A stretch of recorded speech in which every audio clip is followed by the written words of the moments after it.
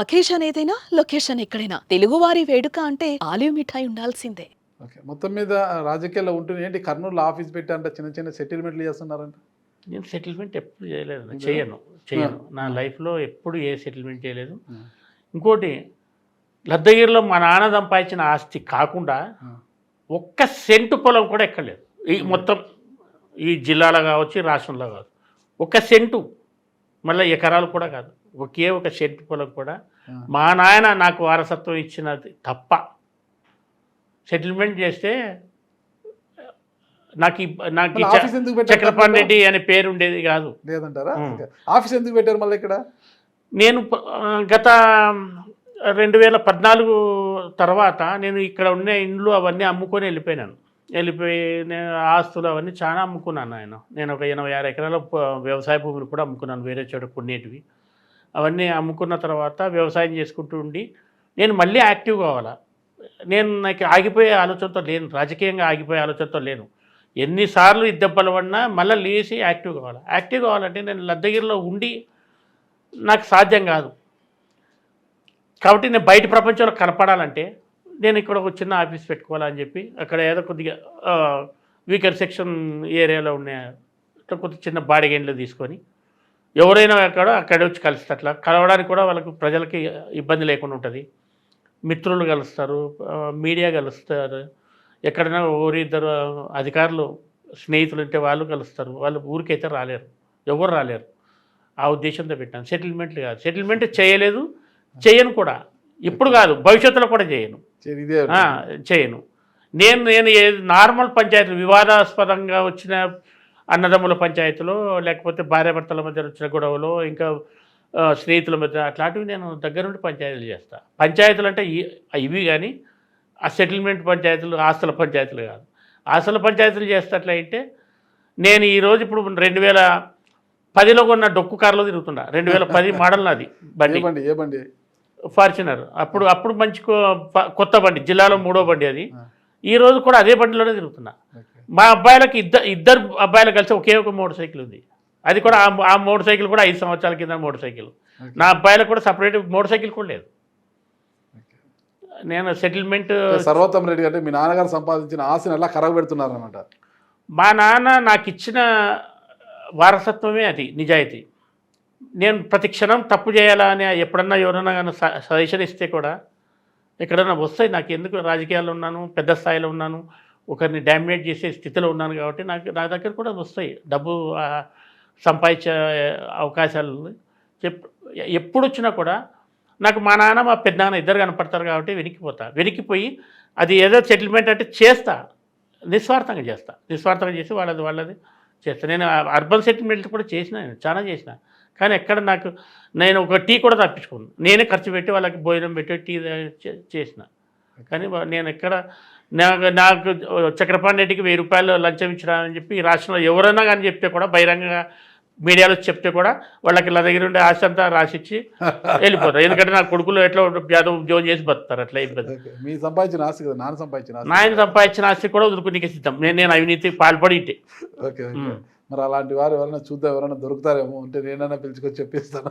చెప్పియానన్నా తప్పకుండా. ఎందుకంటే వాళ్ళు కూడా ఆత్మసాక్షి అనేది ఉంటుంది. ఆత్మసాక్షికి లేకపోతే వాళ్ళు నమ్మిన దేవుని మిన్నో ఈయనకి మేము మీరు చల్లగా ఉండాలి, థ్యాంక్ యూ. మీ ఆస్తులు మీ దగ్గర ఉండదు. పైగా ఇంత మంచితనంగా ఉన్నారు కదా, మరి ఈ వైఎస్ఆర్ కాంగ్రెస్ ఓట్లు ఎలా సర్వే అవుతారు ఇక జీవితాంతం? నాకు ప్రేమతో పిలుచుకున్నారు, నాకు ఖచ్చితంగా ఇక్కడ గౌరవం లభిస్తుంది. ఇక పార్టీలు మారకుండా ఇక రాజకీయాల్లో ఉన్నంత వరకు హరి చక్రపాణి రెడ్డి గారు వైఎస్ఆర్ కాంగ్రెస్ పార్టీలో ఉంటారా? ఆ పార్టీ వాళ్ళు నన్ను పెట్టుకున్నంత కాలం ఉంటారు. ఓకే. నేను నా వరకు నేను వన్ సైడ్ లవ్ కాదు కదా, ఇది బోత్ సైడ్స్ ఉండాలి. ఓకే. నాకు పార్టీ మీద ప్రేమ ఉండింది ఇంతకుముందు కూడా, నేను పోకూడదనే. ప్రేమ వికటించిన రోజు అక్కడి నుంచి వికటించాల్సింది, దగ్గర నా నుంచి వికటించదు. అంతేనా? ఎందుకంటే నేను పనిచేయనికి వచ్చిన పార్టీకి, పదవి పొందనిక కాదు వచ్చినది. ఒకవేళ గవర్నమెంట్ వచ్చేట అవకాశం వచ్చేదేమో, పదవి పొందే అవకాశం కూడా వచ్చేదేమో. కానీ పదవే క్రైటీరియా అయినట్టే గానా, ఆదాయమే క్రైటీరియా అయ్యింటే గానా 2019లో నేను ఆ పార్టీకి పనిచేయకపోయినా బలవంతంగానే పోయేవాడిని. నన్నేం కాదనే వాళ్ళు కాదు. ఎందుకంటే జగన్మోహన్ రెడ్డి చుట్టూ ఉన్న వాళ్ళందరూ నాకు పరిచయస్తులే. నా సన్నిహితంగా ఉండేవాళ్ళే ఖచ్చితంగా పార్టీలోకి చేర్చుకునేవాడిని. చాలామందిని కూడా చేర్చుకున్నారు. 2019లో గవర్నమెంట్ వచ్చిన తర్వాత కూడా తెలుగుదేశం పార్టీకి పనిచేసిన వాళ్ళని, ఎమ్మెల్యేలో పోటీ చేసిన వాళ్ళని, ఎమ్మెల్యేలను కూడా చేర్చుకున్నారు. నన్ను ఎందుకు చేర్చుకుంటారు? కానీ నాకు అట్లా పదవి కానీ డబ్బు సంపాదించుకునే దాంతో పార్టీలు మారే ఆలోచన చేయను. నా ఆత్మాభిమానం ఎప్పుడు దెబ్బతింటుందో అప్పుడు దూరం వెళ్ళిపోతా, అంతే. భవిష్యత్తులో ఏమన్నా ఒకవేళ వైసీపీ పైన అలకపోనితే ఇప్పుడిప్పుడే 21 స్థానాలు, 21 అసెంబ్లీ స్థానాలు, 2 పార్లమెంటు స్థానాలతో 100% స్ట్రైక్ రేటుతో దూసుకుపోతున్న జనసేన వైపు చూస్తారా మళ్ళా? లేదన్నా, లేదు, అట్లా ఏం చేయను. నాకు పార్టీలో పనిచేయడానికి కావాల్సినంత స్కోప్ ఉంది, నాకు ఓపిక ఉంది, క్యాడర్లో కూడా నాకు పట్టు ఉంది. వైఎస్ఆర్ పార్టీ క్యాడర్లో నాకు పట్టు ఉంది. పైన పార్టీలో గౌరవం ఉన్నంత వరకు నేను ఇంకా రెట్టించిన ఉత్సాహంతో పనిచేస్తాను. పార్టీ గవర్నమెంట్ వస్తారా నాకు సంబంధం లేదు. మళ్ళీ మేము కూడా 161 స్థానాలకు 171 స్థానాలకు మేము రావచ్చు.